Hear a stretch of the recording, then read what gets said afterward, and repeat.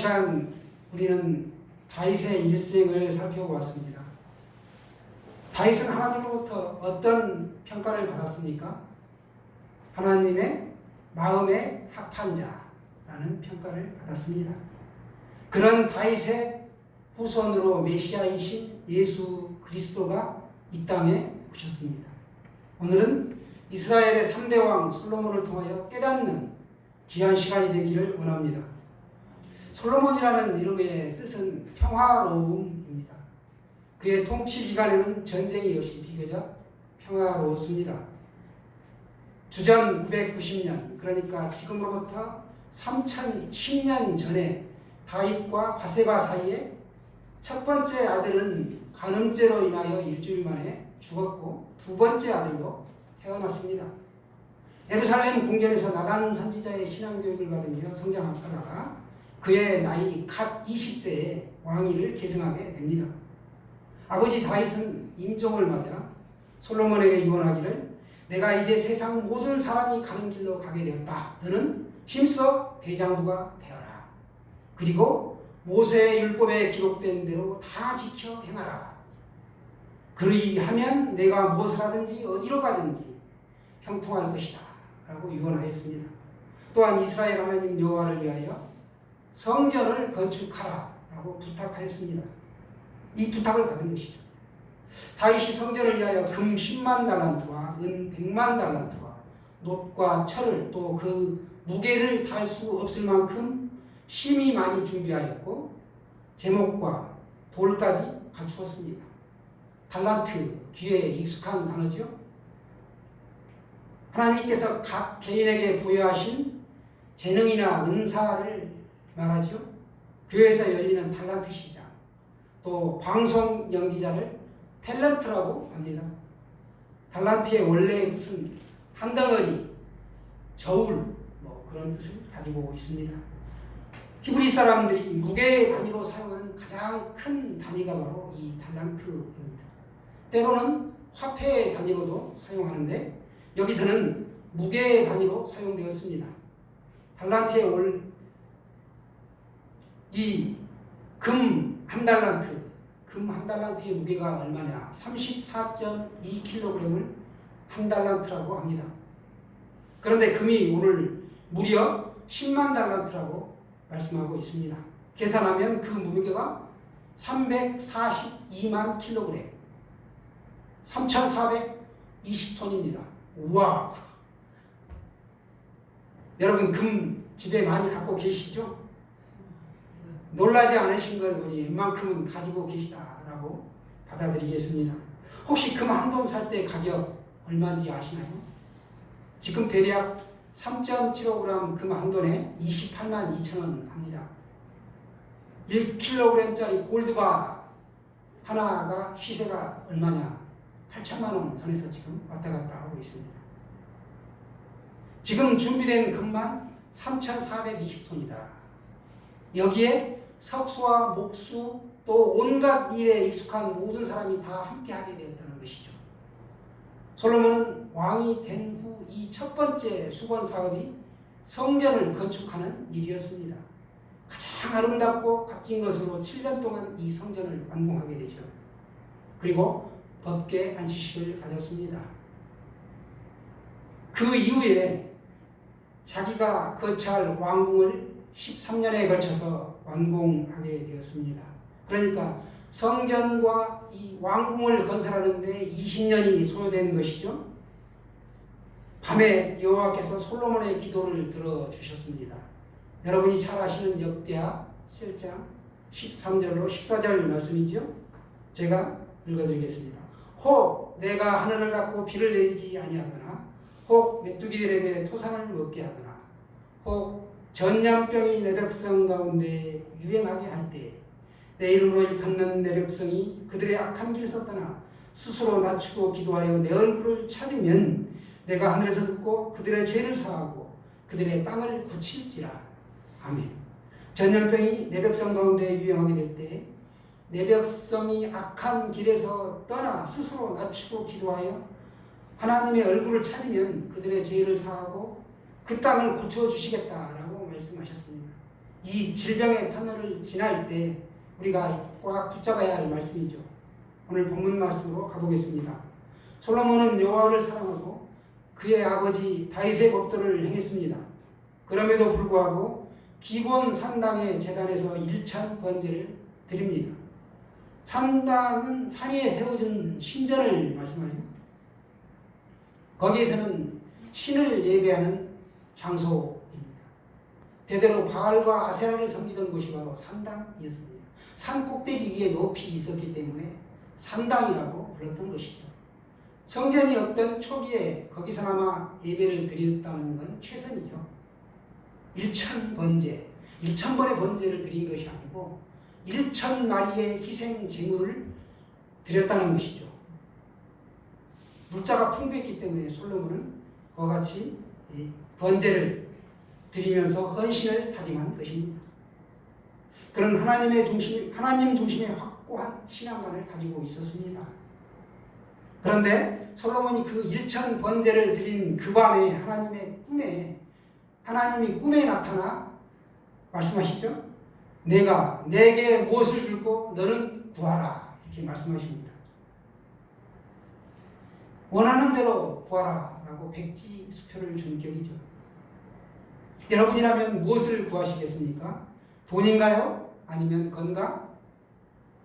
솔로몬이 대답하기를 종은 작은 아이라 출입할 줄을 모릅니다. 누가 주의 이 많은 백성을 재판할 수 있사오리이까? 듣는 마음을 종에게 주사 주의 백성을 재판하여 선악을 분별하게 하옵소서. 이렇게 솔로몬이 구하자 이것이 주의 마음에 들었습니다. 솔로몬이 구한 것은 백성을 통치할 수 있는 지혜와 지식을 구한 것이죠. 명철한 마음입니다.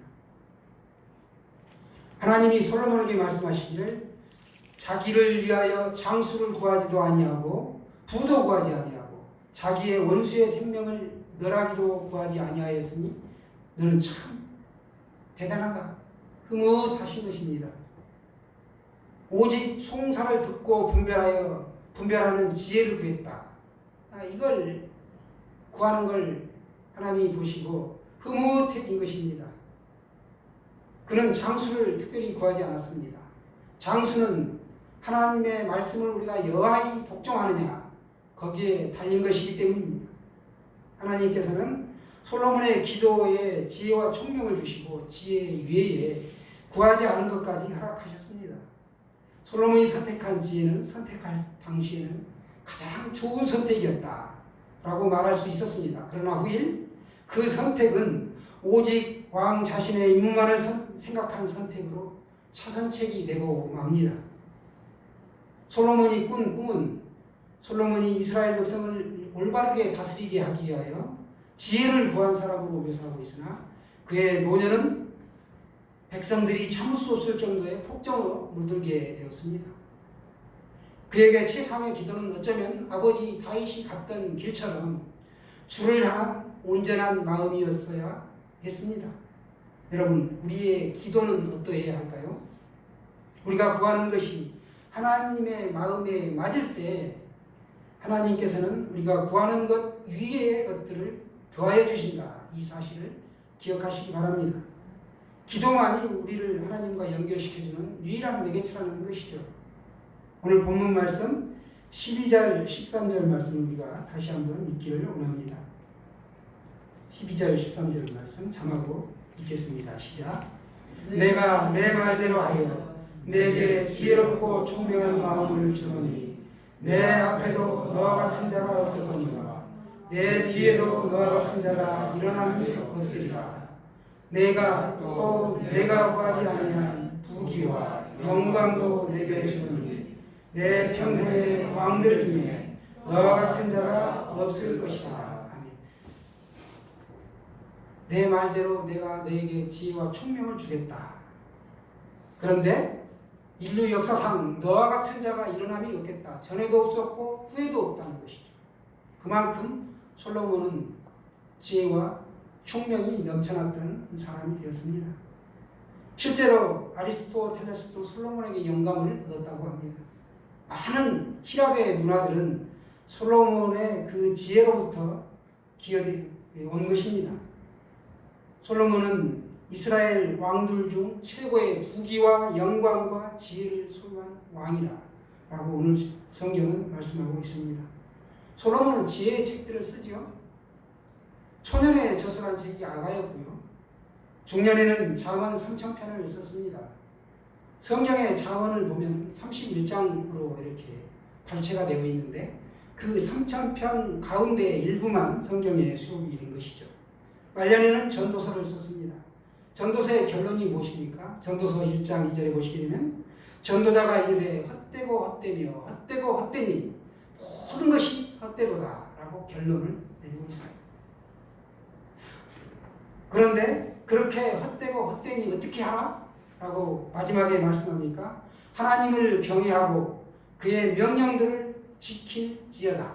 이것이 모든 사람의 본분이니라. 왜? 하나님은 모든 행위와 모든 은밀한 일을 선악간에 심판하시는 분이시기 때문에 그렇다는 것이죠. 그래서 우리가 지켜야 한다는 것입니다. 인생은 헛되다.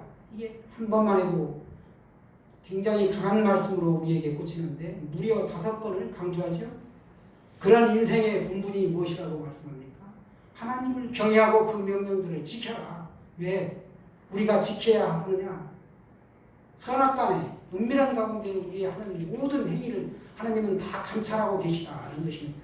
그리고 나중에 그 말씀으로 인하여 행위로 인하여 심판을 받게 됩니다. 구약은 행위 언약이죠. 하나님은 절대로 손해를 보시는 분이 아니다. 말씀으로 심판하신다는 것입니다. 솔로몬은 그 외에도 솔로몬의 노래 1,005곡을 1,005곡을 지었습니다. 그리고 시편 가운데 이 둘을 또 지었다라고 알려져 있습니다. 그만큼 솔로몬은 위대한 왕이었고 하나님으로부터 가장 사랑받는 사람이었습니다.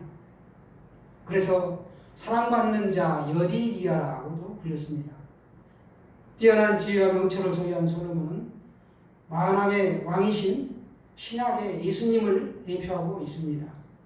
예수님이 오신 이후로 지금은 은혜의 시대죠.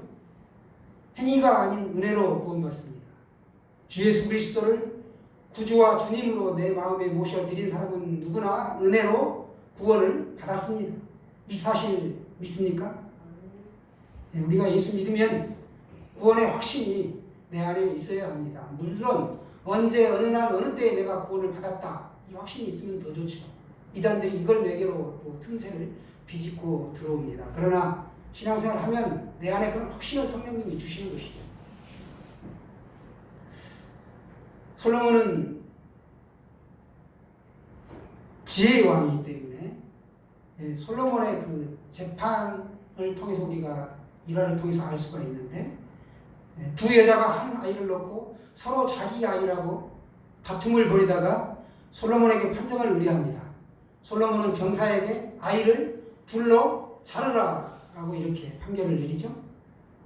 그때 한 여인이 기겁하면서 이 아이를 저 여인에게 주세요 합니다. 솔로몬은 이 문제를 어떻게 해결했느냐? 여인의 모성애를 기점으로 그 모성애를 기준으로 이 판결을 내린 것이죠. 지혜와 지식, 명철, 재판에 타고났던 이 솔로몬에게 먼 그 남방에서 스바의 여왕이 또 찾아오게 됩니다. 솔로몬의 지혜를 듣고 찾아온 것이죠. 이렇게 훌륭하고 그렇게 지혜로웠던 이 솔로몬이 말년에 노년에 왜 타락했는가? 참 안타까운 일이죠. 우리로 하여금 우울하게 하는 부분이 여기서 등장합니다. 그렇게 겸손했던 사람이 그 초심을 잃어버리고 왜 옆길로 갔는가? 똑바로 걷다가 옆길로 갔다는 것이죠. 첫째로 그는 하나님의 말씀을 안 지켰습니다. 이게 큰 문제가 된 것이죠. 우리 모두는 주님을 사랑한다라고 말합니다. 말씀을 잘 따르고 있습니까? 솔로몬은 강대국 애굽의 바로의 딸과 외교를 위해 정략적으로 결혼을 합니다. 일종의 안전장치였죠. 그러나 이것은 육신적으로 행한 잘못된 결정입니다. 그런 이방 여인들을 배로우지 말라는 말씀을 따르지 않고 행한 그런 잘못이 있는 것이죠. 그런 잘못된 결정을 한 것입니다. 선민으로서 또 왕으로서 성결되었음을 믿고 많은 아내들을 두지요. 그리고 이방 여인들의 매력에 푹 빠져들었습니다. 성경에 보면 열왕기상 11장 3절에 왕은 후궁이 700명이요 첩이 300명이라 그의 여인들이 왕의 마음을 돌아서게 하였더라. 이렇게 묘사합니다. 합치면 1000명입니다. 이 교회에서 생일자들 돌아오면 케이크 절단하죠.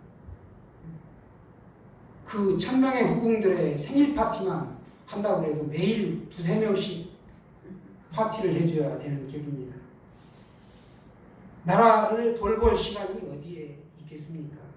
집중할 수가 없겠죠. 왕이 이렇게 음란하게 1000명의 아내를 두자 백성들은 말할 것이 없죠. 백성 전체의 그 음란한 문화가 다 깊숙이 파고들게 되었습니다. 아버지 다윗은 생전에 솔로몬을 위하여 2가지 기도를 올려드렸는데요. 하나는 아들 솔로몬에게 정성된 마음. 우리가 지금 보는 성경이 개역 개정 성경입니다. 이전 성경은 개역 성경이죠. 개역 성경에는 온전한 마음이라고 표기가 되어 있습니다. 이 온전한 마음을 주사 주의 계명과 권면과 율례를 지켜 백성들의 심중에 여호와를 두게 하는 것. 백성들의 심중에 여호와를 두게 하는 것이었습니다. 온전한 마음을 가지고 백성들에게도 여호와를 두게 하는 것이었는데 그렇지를 못했죠. 또 하나는 내가 준비한 것으로 성전을 건축하게 하옵소서. 이 2가지 기도를 아들 다윗을 위하여 드렸습니다. 다윗은 전쟁의 사람이라 피를 많이 흘렸죠. 그래서 성전을 짓는 특권이 솔로몬에게 주어졌고 훌륭하게 그 맡은 일을 해냈습니다. 그는 노년에 하나님의 은혜를 저버리고 부귀와 향락과 우상 숭배를 도모하였습니다. 특별히 많은 아내들을 통하여 그녀들이 섬기던 우상의 그 음란한 문화와 물질적인 가치가 함께 들어옵니다. 여러분, 아내를 사랑하면 그 아내의 말을 따를 수밖에 없겠죠? 독불장군으로 나가는 남편이 있다면 정말 간 큰 남자이죠. 솔로몬은 이방의 아내들에게 그들이 섬기는 신전을 곳곳에 지어주었습니다. 무리한 건축 공사가 계속되죠. 그러면서 우상이 깊숙이 자리 잡게 되었습니다. 이것이야말로 하나님이 절대적으로 금하는 일이죠. 여호와께서는 솔로몬에게 진노하시고 내가 반드시 너의 나라를 빼앗아서 너의 신하에게 주겠다. 그러나 내 아버지 다윗을 위하여 내 세대에는 일을 행하지 아니하고 내 아들의 손에서 빼앗겠다. 이렇게 말씀하셨습니다. 당대에서 빼앗는 것이 아니라 자신의 아들에게서 빼앗겠다. 참 치명적인 것이죠. 내 아들이 잘 되기를 바라는 게 부모의 심정인데 너에게서 뺏지 않고 내 아들에서 내가 뺏어버리겠다. 이렇게 말씀하셨습니다. 실제로 왕국의 분열은 이 솔로몬의 무능한 아들 르호보암 때 일어납니다. 그가 북쪽의 10지파를 홀대하고 소외시킵니다. 그러면서 자연히 그 10지파가 떨어져 나가게 되죠. 그리고 북이스라엘이라는 나라로 독립하게 되었습니다. 딴사림을 차린 격입니다. 나머지 2지파 유다와 베냐민 지파만 남유다라는 나라가 되었습니다. 솔로몬은 이처럼 말씀을 따르지 않고 우상을 숭배하여 곁길로 갔던 것입니다. 둘째로 솔로몬 왕이 옆길로 가게 된 원인은 호화로운 생활, 사치를 향락을 일삼았다는 것입니다. 그러면서 그 사치와 향락을 일삼기 위해서는 백성들로부터 무거운 세금과 인력을 징발했고 방대한 건축 사업이 오히려 진행되었던 것입니다. 백성들은 날마다 고된 노동에 시달리고 학정에 시달렸던 것이죠. 과중한 건축 사업은 백성들이 원하지 않는 부역 동원이었습니다. 이때 부역 동원을 담당했던 총공사 감독이 여로보암이었었는데 선지자 아이야라는 사람이 이 여로보암에게 와서 앞으로 닥칠 예언을 말씀해 줍니다. 그 예언이 사실로 드러나죠. 이렇게 이스라엘에게 불행이 닥친 직접적인 이유는 노년에 그가 수많은 아내들로 인하여 우상을 숭배했던 것입니다. 아내들이 왕의 마음을 돌이켜 다른 신들을 따르게 하였다. 이게 솔로몬의 묘비명에 기록이 되어 있습니다. 이 말씀은. 왕의 마음이 그 부친 다윗의 마음과 같지 아니하였다. 부친의 마음은 온전했죠. 정성된 마음, 온전한 마음을 가지고 하나님을 붙잡고 섬겼는데 다윗은 그렇지를 못했습니다. 다윗은 곁길로 가다가도 아차 이거 아니지? 다시 하나님을 온전히 섬기고 심상이 뜨기까지 회개를 했는데 아들 솔로몬은 그렇지를 못했습니다. 솔로몬의 통치 40년 동안 이스라엘은 최고의 영광과 부와 권세를 누렸지만 영적으로 타락의 길로 들어감으로써 하나님의 징계를 받고 급기야 이렇게 두 나라가 갈라지는 위기를 자초하게 된 것입니다. 또한 무리한 부역동원으로 백성들의 많은 원성을 샀고 그 영향이 아들 르호보암 때에 가서 본격적으로 표출이 되는 원인이 되었던 것입니다. 말씀을 따르지 않는 솔로몬은 장수하지 못했습니다. 60세에 죽어 다윗성에 장사되죠. 우리 다 같이 말씀을 지켜 건강하게 장수의 복을 누립시다. 네, 솔로몬의 영화가 들에 핀 백합보다 못하다. 그 하찮은 꽃 한 송이보다도 못하다는 것입니다. 살아서는 온갖 부경을 누렸지만 그게 별것이 아니라는 겁니다. 육신의 삶과 눈에 보이는 삶, 이거 별거 아닙니다. 여러분, 이렇게 타락한 솔로몬이 궁극적으로 천국에 갔을까요? 솔로몬이 무덤 속에 들어가고 600년이 지난 뒤에 후손들이 아주 침착하고도 냉정한 판단을 내립니다. 느헤미야에서 보면은 솔로몬 왕의 성품을 요약하면서 하나님의 사랑을 입은 자다라고 묘사하고 있습니다. 그를 인정한 것이죠. 하나님의 사랑을 입은 자. 전도서의 결론을 통해서도 우리가 알 수 있습니다. 솔로몬은 죄를 짓고 타락한 자신의 영혼이 확실히 안식처에 들어갔다라고 외치고 있습니다. 그가 회개하고 천국에 들어갔다는 것이죠. 하나님을 경외하고 그의 명령들을 지킬지어다. 이것이 사람의 본분이니라. 이렇게 회개하고 이와 같은 글을 노년에 쓴 겁니다. 우리가 믿음장이라고 불려지는 히브리서 11장을 보시게 되면 수많은 믿음의 선진들, 거장들이 쭉 이렇게 나열이 되면서 나오는데 그 어디에도 솔로몬에 대한 믿음 이야기는 나오질 않습니다. 사랑하는 여러분, 하나님의 말씀을 믿고 따르시길 바랍니다. 이 죄에 빠지는 사람은 위험을 가볍게 여기는 사람이죠. 스스로를 위험에 노출시키고 이 눈의 욕구와 육신의 욕구에 멀어 솔로몬처럼 쾌락을 탐닉하게 되고 죄의 노예가 되어 결국은 하나님의 진노를 사게 됩니다. 우리가 하나님 한 분으로 만족하지 못하면 다 있어도 만족하지 못하게 된다는 것이죠. 우리가 솔로몬의 일대기를 통해 귀중한 교훈을 얻었습니다. 사랑하는 예수그림교회 성도 여러분, 저는 예수그림교회라는 이름이 왜 그렇게 좋은지 여러분도 예수그림교회라는 이름에 큰 은혜가 있기를 원합니다. 우리의 삶은 홀로서기가 아닙니다. 예수님께 붙어서기라는 것이죠. 붙어서기. 우리에게 가진 것이 없어서 예수님이 다인 것이 아니죠. 예수님이 전부라고 우리가 고백합시다. 주님을 우리가 자동차 운전할 때 이 핸들처럼 확 붙잡고 그렇게 사시길 원합니다. 이 스페어 타이어처럼 어쩌다가 한 번씩 필요할 때 그 일이 생길 때만 주께 부르짖고 주님의 얼굴을 구하는 그런 사람이 되지 않으시길 바랍니다. 우리가 일평생 주님을 향하여 이 다윗처럼 솔로몬이 곁길로 갔다가 회개하고 천국은 갔지만 그 잘못된 길을 우리는 알 수 있습니다. 온전한 마음을 달라고. 그 온전한 마음을 가지고 낮엔 해처럼 밤엔 달처럼 이렇게 사시기를 축원합니다. 할렐루야.